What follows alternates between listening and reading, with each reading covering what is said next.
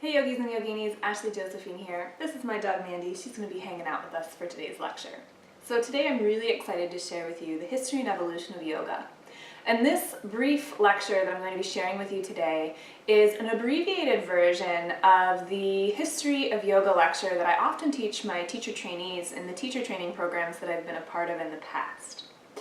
Now, I've done a lot of research and reading on the history and evolution of yoga, and really this curiosity for me was personal. I was just really interested in where yoga came from, and this question, how did we get here, is something that I'm always asking. Not just of yoga, but of all different interests in my life. How did we get to this point where in 2017, when I'm recording this now, the popular yoga practice is one that's extremely physically based. We go to these yoga studios that are often luxurious spaces, spa-like environments, and we pay $20 to $30 to drop into a class, or hundreds of dollars a month, to learn this basically exercise. Yoga in the United States is often considered kind of this boutique physical fitness practice, and when you really look into the history and the evolution of yoga and you learn more about what yoga is, you find this richness and this depth to the practice that is in many cases absent from the type of yoga that we're learning in studios across the country and even across the world. So the perspective that I enjoy sharing with you about the history and the evolution of yoga is one that's very empowering to me personally, but I hope that it also empowers you. And I have to say that when I first started learning about the history and the evolution of yoga, it was a little disheartening, and I became a little disillusioned with the practice of yoga. Not all of it is rosy, not all of it is rainbows and unicorns, but this is a history that spans thousands and thousands and thousands of years. And what I've come to realize is that yoga has constantly changed and evolved throughout the course of history, and that is absolutely necessary. It has had to happen, because if it didn't change and evolve, yoga would have died out. As society has evolved and changed, the practice of yoga has evolved and changed with it, so that the practice of yoga has remained relevant to the times. And this is amazing. It is amazing that a practice that originated thousands of years ago can still be relevant today. And I think that speaks to the universality of this practice and the depth and the richness of the tools that this practice has to offer. And that goes way beyond the physical poses. So the question that I always ask my trainees, and I want to ask of you today, is what is yoga? And if you want to pause the video for a moment, grab something that you can write with, whether you have a journal or just a piece of paper, or if you want to just sit in contemplation for a moment, I really want you to think about what is yoga to you and see if you can come up with a definition. There is no right or wrong answer. The real point of this question is for you to start to understand what you think yoga is right now. So go ahead and do that. Take a moment, pause the video. I'll be here when you come back, and then we'll start diving into what history and what different people have said yoga is over time.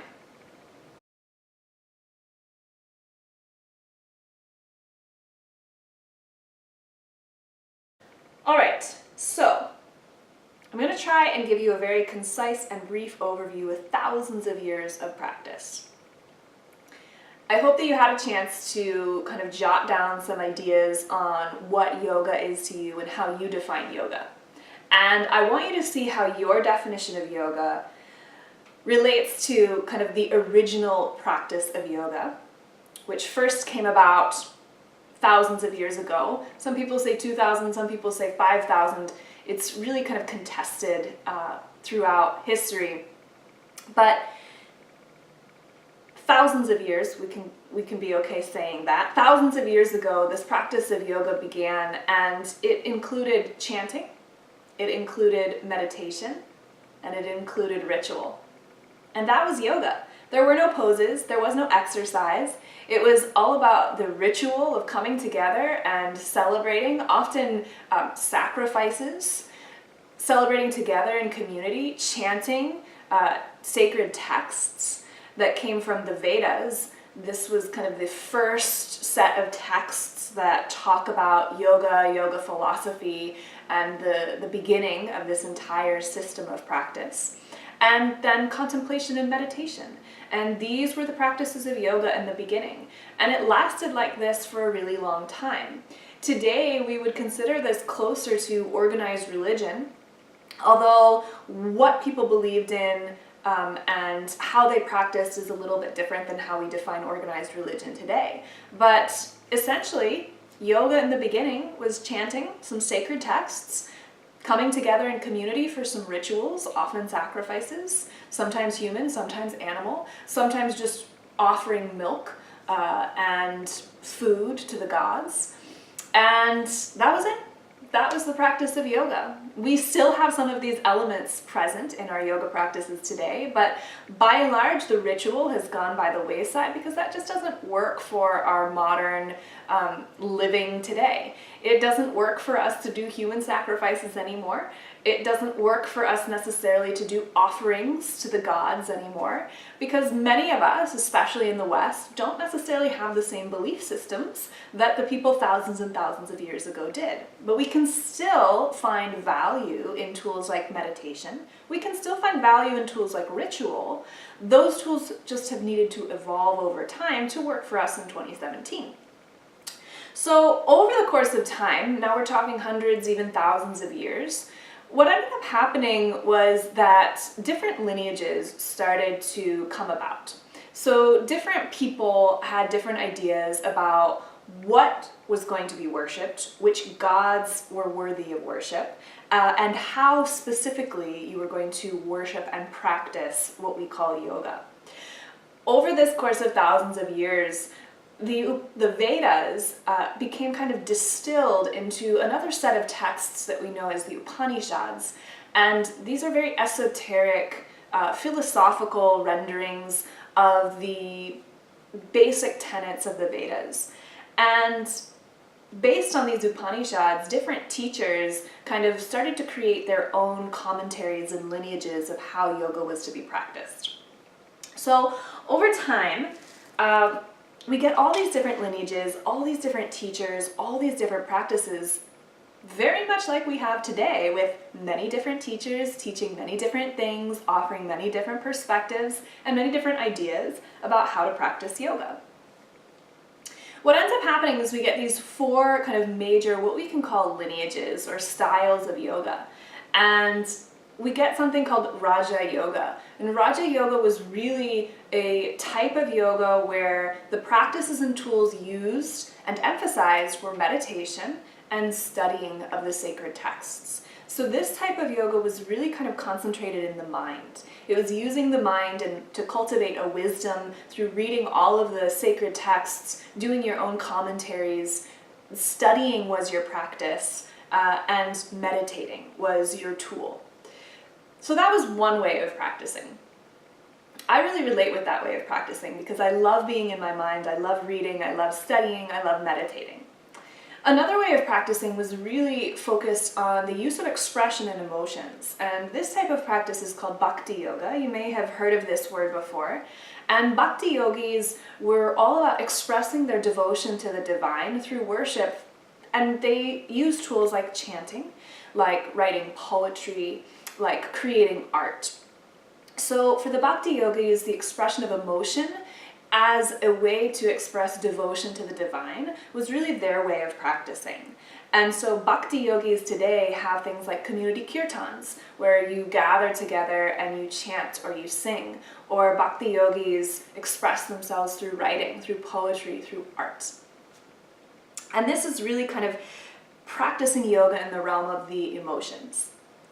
Then we have something called Karma Yoga, which you may have heard of before, and Karma Yoga is similar to Bhakti Yoga in that the Karma Yogis, they also have this devotion to the divine, but they express that through action, and that action is often in service to other communities. So Gandhi is one of the best examples of a Karma Yogi in that he took action by being of service to others, we can think of our activists today, in many ways, as being karma yogis, as long as the activist is thinking of their action as a way to express themselves to the divine. So there is that sacred element of the action. It's not just an action for a political cause necessarily. It's an action without regard for how that action benefits you, but kind of an offering of yourself and your action to the divine, whatever it is that you believe in that is greater than yourself.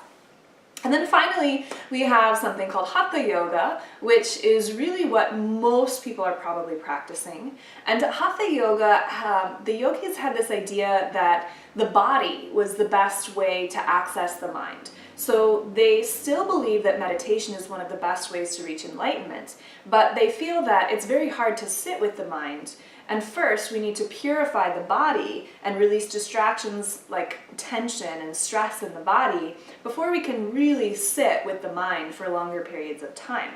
So Hatha yogis became more about a physical asana, posture-based practice, and other types of practices that they use to purify the body.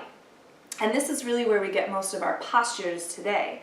Although in the very beginning, Hatha Yoga, although it did have postures, did not have most of the postures that we have today, and instead focused on these purification practices such as swallowing like 30 feet of cloth and then pulling it back out through your throat so that you could purify all of the toxins and the sludge that was kind of accumulating in your intestines and your digestive system.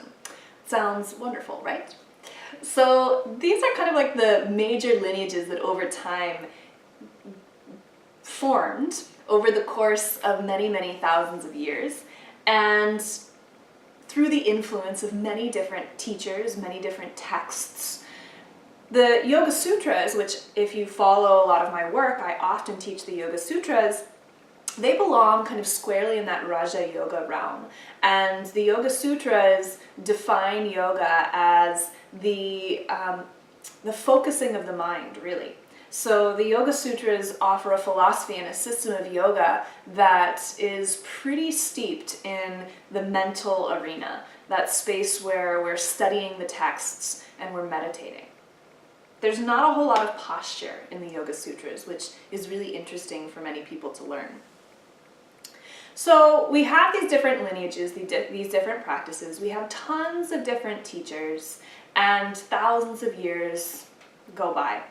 And what ends up happening is that as the world changes, the wise teachers are starting to understand that this practice needs to evolve to meet the needs of the people in the current time. And something really interesting happens in the world kind of in the late 1800s and the early 1900s. So now we're kind of skipping hundreds of years, centuries ahead of time. And what happens is that yoga actually starts to come to the United States in the late 1800s. And the first versions of yoga coming to the United States are really a version of yoga that is this Raja Yoga, this meditation. Someone named Swami Vivekananda comes to the United States and presents at the World Fair in the late 1800s in Chicago. And the lecture that the Swami gives is all about yoga as meditation.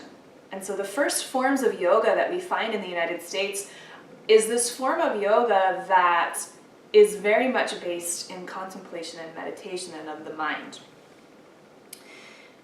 But something else happens in the late 1800s and the early 1900s, and this is more of kind of like a global shift for the entire world, and that is that we come into something that we all know as the Industrial Revolution. And we shift as a society, at least in the Western world, from a place of being very dependent on farming and agriculture to automating a lot of things, having factories and machines. And as the world of work shifts into factories and behind desks, and away from a much more physically demanding working of the land in an agriculturally based society, something begins to rise up that became called physical culture in the early 1900s, late 1800s. And this was this idea that all of a sudden exercise is important, Because when we were an agriculturally based society, we were working in the fields with our body, and there was no need for exercise. We were doing that every day. But when work begins to shift into the workplace, when you go to a factory and you just stand and do one repetitive thing over and over again, or worse, you're sitting at a desk and doing one thing over and over again, all of a sudden there's this need for exercise to use the body. And in Europe, specifically, gymnastics becomes really this new wave of working the body and becoming fit, and physical health becomes, for the first time, kind of like a mass talked about thing. And from this, remember at the time, if yoga and the philosophy of yoga really started in what we know of today as India, well, in the 1800s, the late 1800s, early 1900s, India was still colonized by the British. And so a lot of Western influences were coming into India from the British and from Europe. And into India came this idea of physical culture. But what ended up happening really interestingly is that some native Indians who were very interested in taking their country back and pulling out or taking away the British influence and overthrowing the British government and the British rule, these native Indians were deciding that this physical culture would actually be really helpful for the native Indian people so that they could strengthen the Indian people and create a military uprising to kind of push out the British. And the native Indian people looked to things like gymnastics and wrestling, which were becoming really important in the late 1800s and early 1900s. And so that the native Indian people could teach this physical culture and strengthen their people without the British government knowing that that's what they were doing, that they were trying to create a strong people that could push out the British rule, they kind of couched this physical culture into their native yoga practices, these spiritual yoga practices. And so you had some people going around the countryside of India teaching these yoga practices that all of a sudden were becoming really physically focused under the guise of it being yoga, but really kind of trying to strengthen the people so that they could build an army and push out the British. Along the same time, someone named Krishnamacharya, who is often considered the father of modern yoga, comes around and is teaching these physical yoga practices in Mysore, in the Mysore Palace in the south of India. He was basically sponsored by the royalty, the Palace of Mysore, and Krishnamacharya had a studio in Mysore. And what's really interesting about his studio is that it took over from one of the gymnastics or wrestling studios, and for a while was offered, the yoga classes that Krishnamacharya was teaching were offered alongside gymnastics classes and wrestling classes. And most of the modern postural practices that we see today kind of come from Krishnamacharya and his evolution of yoga using these gymnastics and wrestling exercises and kind of combining that with some of the other spiritual aspects and some of the early Hatha Yoga body postures that yoga used as purificatory practices. And so we get this blending of all this different physical culture to create this strengthening practice. Another thing that Krishnamacharya was tasked with was teaching the young boys, like young preteen, teenage boys in the Mysore Palace, and strengthening them. And so really the Ashtanga yoga practice that we know today, if you're familiar with that type of practice, came from this task that Krishnamacharya was given to wear out teenage boys so that they could then be able to focus on the rest of their studies for the rest of the day. What's really interesting about Krishnamacharya is he trained or taught some very important and transformative figures in the yoga world that we know today, including Pattabhi Jois, who was the founder of this Ashtanga practice that we know today, Iyengar, which is a common name that you've probably heard of, and Iyengar and Iyengar yoga practice is much more based on alignment, largely because Iyengar had a lot of health issues when he was young and was unable to do these really strong, rigorous practices that Krishnamacharya was teaching him and that Pattabhi Jois went on to teach as the Ashtanga yoga practice. So Iyengar had to find different ways to align his body based on the medical conditions that he was dealing with at the time, and his practice very much became influenced by the props that he needed to use so that he could become adept at doing these different practices. And Krishnamacharya also taught someone named T.K.V. Desikachar, who also happened to be his son. And Desikachar learned from Krishnamacharya much later, after Iyengar and after Pattabhi Jois. And at this point, Krishnamacharya's ideas about what yoga practice were had evolved from the time that he had taught his earlier students these much more physical practices. And so the yoga that Desikachar learned from his father was based in yoga being a very individualized practice and one that is much more therapeutic. So the legacy that Desikachar offers the yoga world is one that is much more therapeutic in orientation. So I think that it's amazing that someone so influential, this Krishnamacharya, taught all of these really well-regarded and internationally known yoga teachers that we know today, who brought forth to the yoga world these incredible practices that we've all probably learned from, and they're so different. One person taught many different teachers who went on to share with the world practices that are so drastically different. And this is like the microcosm of the evolution of yoga for thousands of years. It's important that we have all of these different practices because all of these different practices speak to so many different students in so many different ways. We have all these entry points into yoga, from a very physical practice to a much more therapeutically oriented practice, to a practice that's much more based on medical conditions and relaxation. And this is so amazing to me that the tools of yoga mold themselves to work with wherever you are, and you can find a teacher and a practice that will speak to you wherever you are in your journey.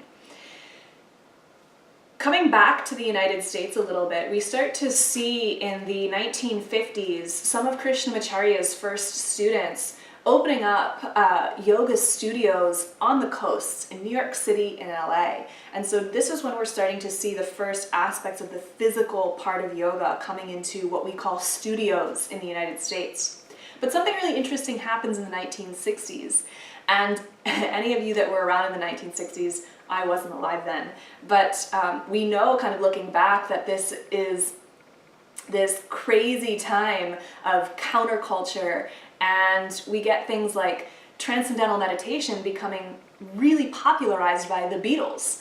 And so yoga in the United States takes this really interesting shift from a more physically focused practice to one much more in line with meditation, just based on popular culture and what people are seeing in popular culture. In the 1970s, television starts to become much more mass accepted. It's more likely that households have TVs, and yoga makes its way onto the screen. There are yoga programs on television with Lilias Folan, and Richard Hittleman starts publishing a book that becomes really, really popular, a bestseller at the time. And this is happening now in the 1970s, and we're seeing more of this focus back on the poses and away from the meditation. And then as we get into the 1980s, we get more of Pattabhi Jois and Ashtanga Yoga's influence. We get more of Iyengar's influence in the United States. We get more of the influence of Bikram and the Hatha Yoga. We get more of the influence of this physical culture coming into studios. And then we get into the 1990s and the 2000s, and this is where we start to get the branding of yoga. In the early 2000s, you start to get these household names like Core Power Yoga and YogaWorks. They begin, and they start to spread. And so where we are today now is we have all of these different yoga practices that often have come from or been influenced by these lineages that probably came from Krishnamacharya, maybe from some other teachers in India. And now we're getting this branding, this westernized branding of the yoga practice. So we have all different types of practices. There's Jivamukti Yoga, which has its own way of teaching things. There's still Iyengar Yoga, which has its own way of teaching things. There's still Ashtanga Yoga, which has its own way of teaching things. But then you have Core Power Yoga, and you have Yoga Works, and they have their own ways of teaching things. And not necessarily any specific lineage like Ashtanga or Iyengar. And so yoga continues to evolve. And whether that's for good or for bad, it's not really for us to sit here and judge, but to look at this objectively and see kind of how amazing it is that yoga has evolved so drastically and now is able to be a tool for people all over the world. And you can come to yoga because you're interested in meditation, or you can come to yoga because you're interested in getting more fit, or you can come to yoga because you're interested in getting more flexible, or you can come to yoga because you're just interested in learning what this is. And so we come back to this question that I asked you at the very beginning of this video: what is yoga? You know, what is yoga to you? And there's no right or wrong answer, because we've all come to it from a different place in our life for a different reason.